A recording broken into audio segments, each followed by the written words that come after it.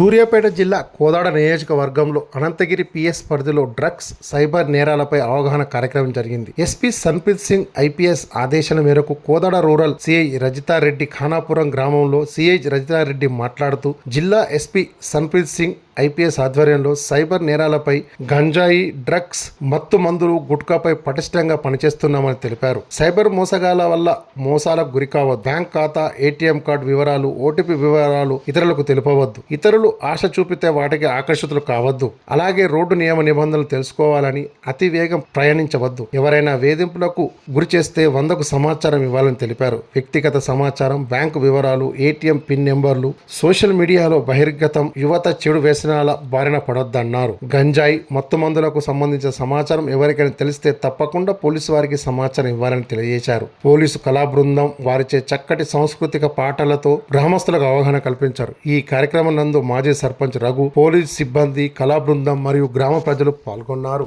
మాకేం తెలియదు కదా, జస్ట్ పలానా చోట పలానా వాళ్ళు తాగుతున్నారమ్మా అని చెప్పేసి మాకు ఇంటిమేషన్ ఇస్తే వాళ్ళను మేము మేల్కొల్పుతాం. అరే నీ జీవితం నాశనం అవుతుంది, నీ వల్ల ఇంకా చాలా కుటుంబాలు నాశనం అవుతాయి. ఒక కుటుంబం నాశనం అయిందంటే ఊరు నాశనం అవుతుంది. ఊరు నాశనం అయిందంటే ఆ పక్కల సొసైటీలో ఉన్న ప్రతి గ్రామంకి వ్యాపిస్తుంది. ఇంతకుముందు గాంజా, డ్రగ్స్ అనేది పెద్ద పెద్ద పట్టణాలలో ఉంటుండే. ఇప్పుడు మనకి ఎట్లయిపోయింది, ఇంటి పక్కలకు వచ్చేసింది. అవునా?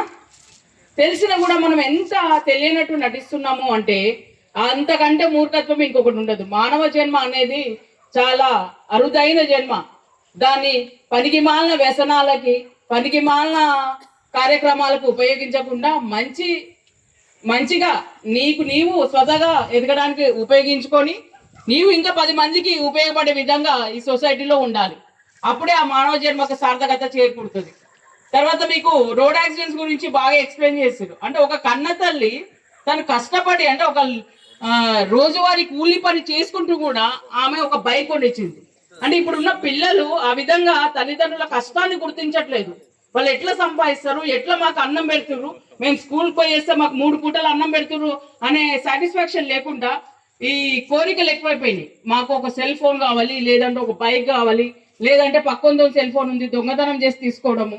ఎందుకంటే కొన్ని కేసులలో మేము చూస్తున్నాము, government SC ST hostels, BC hostels, ఇన్ని హాస్టల్స్ పెట్టి గవర్నమెంట్ ఒక వ్యక్తి మీద ₹1,00,000 ఇన్వెస్ట్ చేస్తున్నా కూడా మంచి మార్గంలో వెళ్ళట్లేదు. అది ఎందుకంటే తల్లిదండ్రులు ఎప్పుడైతే మీరు గుర్తించి అరే ఇది కాదు ఇది అని, మీకు పూర్వం రోజుల్లో మీ తల్లిదండ్రులు మంచి మార్గం చెప్పినందుకే మీరు ఒక లెవెల్లో ఉన్నారు, కష్టపడాలనే మనస్తత్వం వచ్చింది.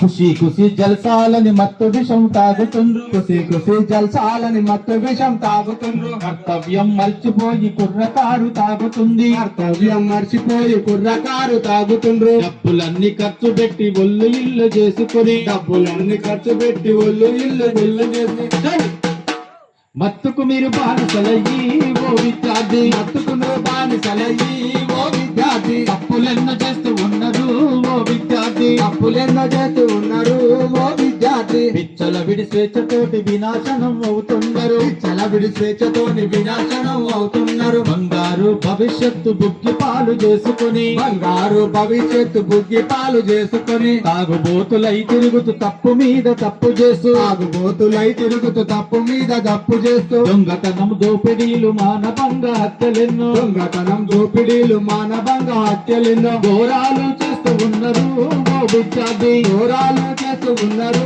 ఓ విద్యార్థి. నేరస్తులు అవుతున్నారు ఓ యువకులారా.